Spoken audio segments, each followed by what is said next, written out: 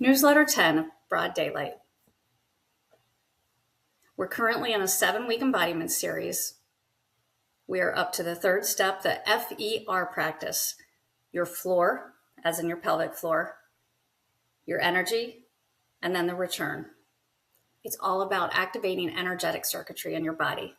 I want to introduce something today. Today, I'm naming something. For years, I've been teaching pieces of this, circling around it, sensing it in my body and watching it transform women I've worked with.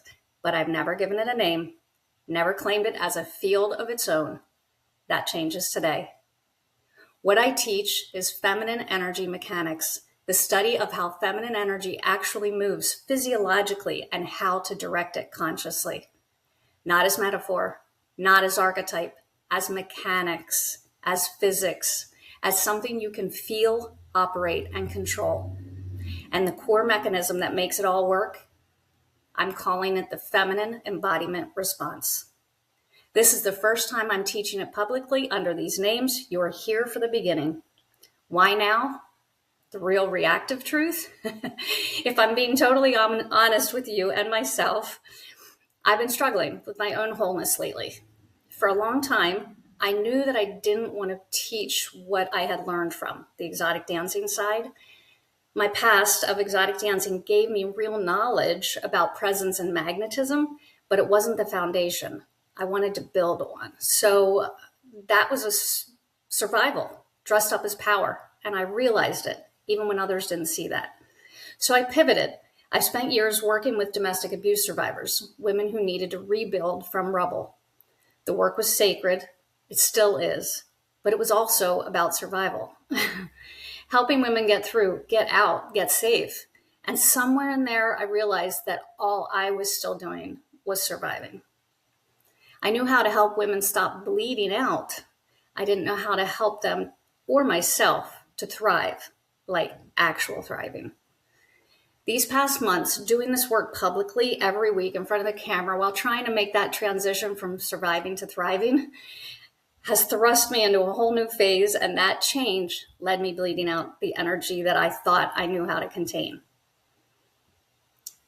It was as if the universe wanted to show me that the circuit I teach wasn't running on all cylinders in my body. It was revealing the gaps.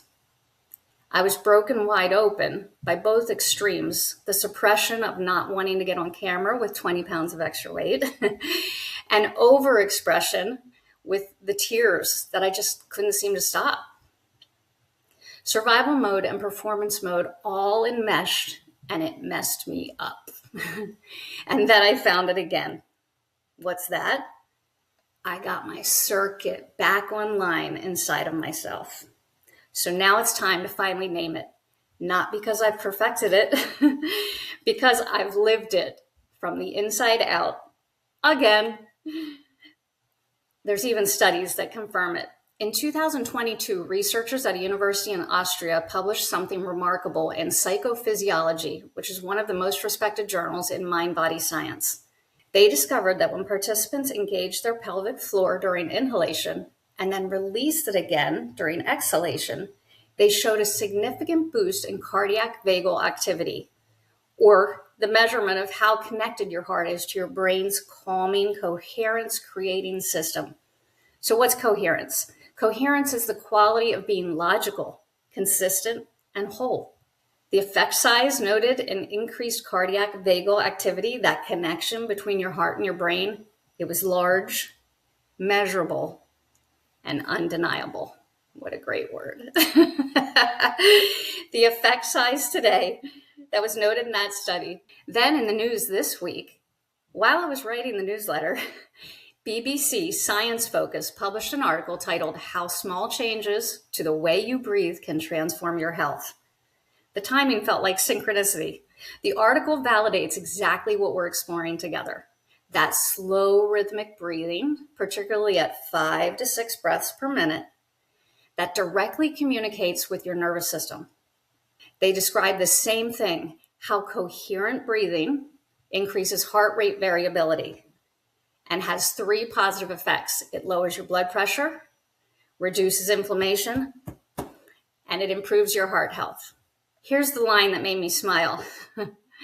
Scientists used to believe it was impossible to consciously control the autonomic nervous system. They thought it operated beyond our reach, automatic, untouchable, and they were wrong. Recent research has proven that deliberate breath work is a direct line to the nervous system.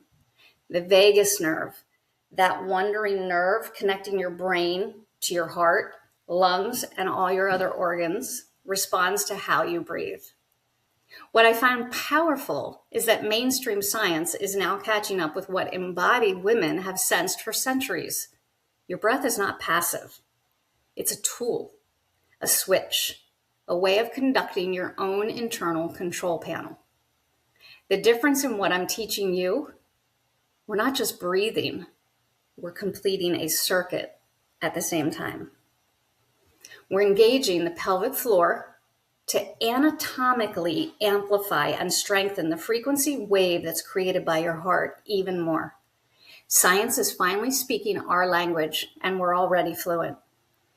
Engaging your pelvic floor in rhythm with your breath. Let me say this plainly. Engaging your pelvic floor in rhythm with your breath literally strengthens the communication highway between your heart and your brain. This isn't woo. This is peer-reviewed, published science, and it validates the mechanism I've been sensing and now naming for years. What is feminine energy mechanics? Let me tell you first what it is not. It's not being your feminine. That's a state, and states are temporary. It's not another archetype to embody, goddess, radiant queen. Those are costumes. They help some women, but they're not mechanics. It's not about attracting men. That's an outcome, not a practice. These were various potentials that my mind was considering as the true purpose of this energy I was experiencing, but I ultimately brushed them all away as I continued to spiral downward with more and more precision. Then it hit me. I got it. It all made sense. Feminine energy mechanics. It's the study of how energy actually moves through a woman's body and how to consciously direct it. It's understanding that energy has a direction. It flows. It can collect in one area, and then we can consciously make it rise again. The body makes a circuit from your heart to your pelvis and then back up to the heart, like a figure 8 loop. The circuit can be complete or incomplete. In fact, I think most women, most people, only run on half power from the waist up. Once complete, you can learn to direct the flow. Outward for maintaining your boundary and your standard. Outward for presence. Outward for protection. Inward for receiving. Inward for restoration. Inward for peace. You can develop the skill to toggle it. The ability to change directional control is what separates women who perform presence from the women who actually run it. The feminine embodiment response is the core mechanism. If feminine energy mechanics is the field, then the feminine embodiment response is the engine. It's what completes the circuit. Here's the problem I kept seeing. Women would do all the right things, breathe deeply, stand tall, soften their gaze, but still feel like they were performing. Something was missing, and the circuit wasn't complete. What was missing was the return. Most women's energy goes out, out, out into helping everyone, or up, up, up into their heads. No pooling of energetic resources for her own supply. There's no place to collect and then reverse direction to return that energy back into her own system. So it leaks, it dissipates, and you're exhausted. The feminine embodiment response is what happens when energy descends from the heart, pools in the pelvic bowl, and then rises back up, completing a continuous loop. It's a figure 8 loop that continues to flow. When the loop is running, everything changes and you stop leaking energy. Presence becomes sustainable, not depleting. You can toggle between expansion and reception. Expansion and reception. Pushing or pulling. Giving, receiving.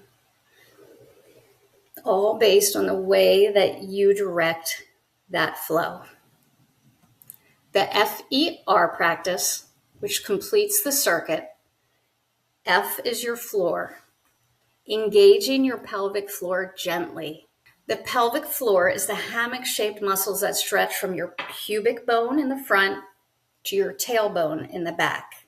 The muscles that support you from bottom up. Most women have never consciously connected with it outside of a doctor's office. So here's what to do. Bring your attention to that area. Don't force it, just notice it. Gently engage those muscles, not a hard clench. Think about drawing the muscles inward and upward, like picking up a blueberry. You've heard it called Kegels. Hold for 1 breath, release it slowly, and repeat it 3 times. What you may feel is warmth spreading through your lower belly.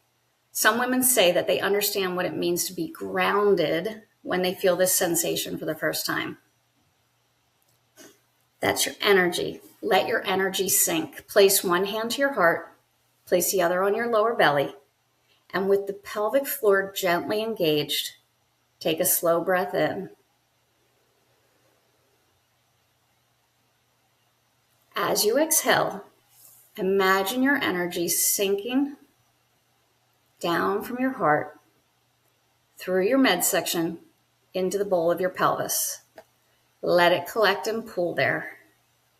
This is the going inward or downward. What you may feel is a downward settling, heaviness in your hips.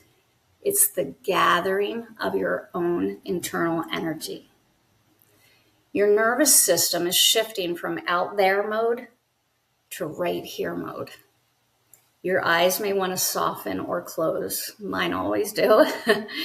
And then R is for the return. This is where the circuit completes. So you've inhaled and relaxed. When you exhale, you can release those pelvic muscles and at the same time direct your energy from your pelvis upward. And you feel with your energy that's been pulled in your pelvic bowl, gently pulse your pelvic floor 1 more time. A soft squeeze while inhaling. And as you release and exhale, you feel what happens. You can send that energy rebound up, like you can send it up in a rise. Let the rising energy move up through the middle of your body. You might even feel it as a wave. As you feel those tissues soften, you can feel it moving upward. So I can feel it down close to the pubic bone. And then I feel it come up through my lower belly, my umbilicus, up to just below my diaphragm. And that's where that's where the heart kicks in. So let that rising energy move up through the middle of your body as you feel your tissues soften and as you feel it moving upward. This is the return. This is the circuit completing. The energy that went down, down, down, now comes back up, renewed. What you may feel is that gentle wave that I described moving upward through your torso. Your spine may naturally lengthen. You'll feel both grounded and lifted at the same time, both calming and enjoyable, possibly even pleasurable. This is the figure 8 that completes the loop, ready to flow again. So as a daily practice, use your FER, the floor, feel your pelvic floor, collect the energy, and then release it along with your breath movements. Once in the morning, once before any significant interaction, and once before bed. Those are your assignments. You're training yourself to be able to toggle it on with your internal command. So in the morning, complete the circuit before your feet even hit the floor. You're setting the tone for how your energy will flow all day. Before interactions, a meeting, a difficult conversation, walking into a party, take 30 seconds, pelvic floor engaged, energy pooling, breathing with the clench and the release, the clench and the release. And the third one, when you let go and exhale, rebound the energy back up into your heart center, then enter your interaction with the loop already running. In the evenings, take time to face yourself in the mirror. Complete the circuit at least one more time. Feel your body relax as you rebound the energy and release the tension of the day. Notice what changes in your body when the circuit is complete versus when you're operating from the chest up only. Geometry and your nervous system. Last week, I talked about the line, your vertical axis of alignment. That's how we were getting accustomed to talking about energy centers in your body so that we knew the points to make that figure 8. This week, I want to talk about what's happening inside of that line. So think of the figure 8 as actually being a protective mechanism. It's when the line and movement meet. And that shape creates a wave. So it's when you have we've moved out of the horizontal plane of this dimension where everything is black and white, male, female. Last week we switched it to a vertical line. And now we're going to actually get that line moving. Your heartbeat isn't a metronome that ticks with perfect mechanical regularity. A healthy heart dances. It speeds up slightly when you inhale. It slows down when you exhale. This natural fluctuation, this wave, is what scientists call heart rate variability. And here's what matters. The bigger the wave, the stronger your nervous system. Think of it like ocean swells.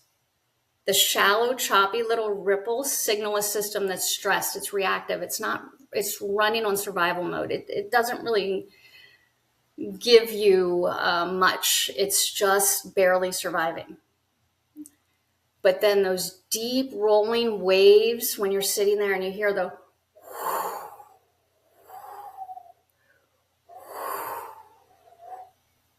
that is a nervous system with range, with resilience, with the capacity to shift between action and rest, between pushing and receiving and sharing, receiving and sharing. The 2022 study I referenced earlier measured exactly that.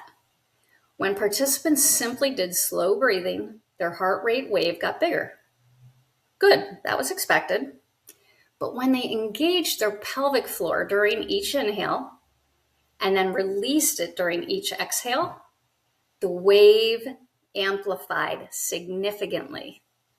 The researchers measured a large effect, not a subtle shift, but a meaningful surge in the communication between the heart and the brain. Your pelvic floor is a wave amplifier. Yep.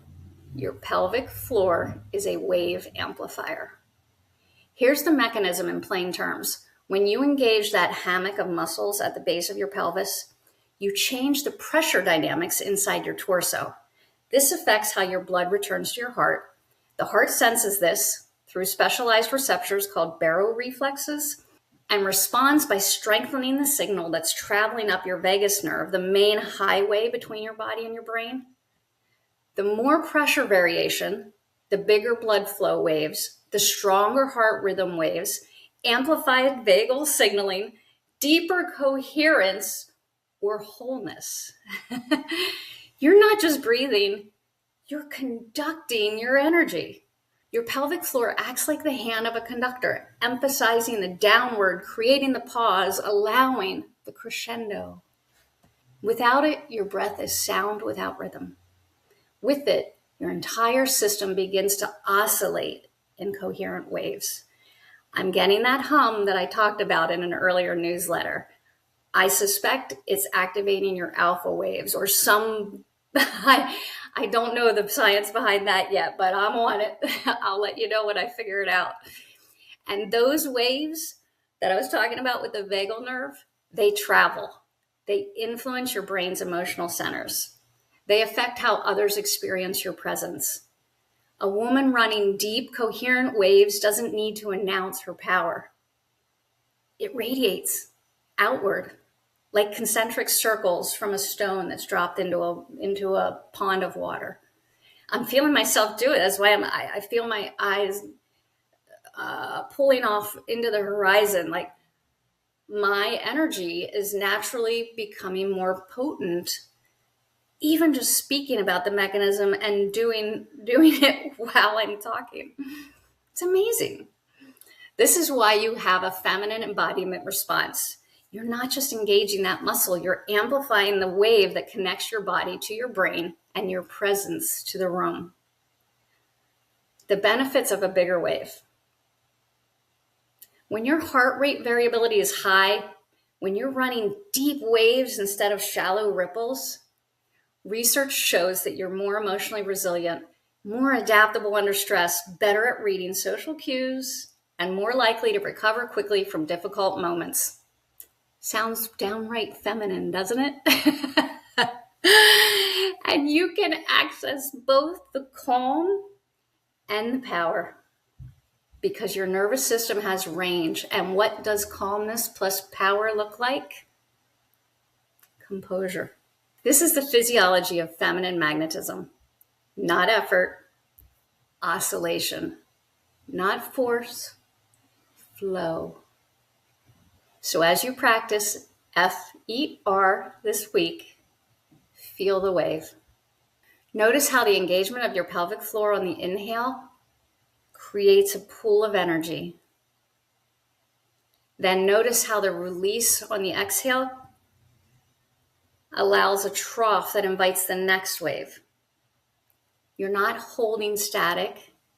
You're conducting a rhythm that your nervous system has been waiting to remember. Next week, directing the flow. Now that you can complete the circuit, what do you do with it? Next week, I have a whole new concept we're going to explore, how to consciously direct your energy outward for boundaries, presence, or taking up space, or inward for receiving, creating peace, and drawing others towards you. You're not going to want to miss it. It's exciting. The circuit is your foundation, but the direction is the skill. I know it's hard to learn movement from a newsletter. So for this 7-week series, I'll record myself teaching each movement exclusive to you, my newsletter subscribers. Watch it here now. You'll need the password. It's time to remember your power. And until the next time, be free, be happy.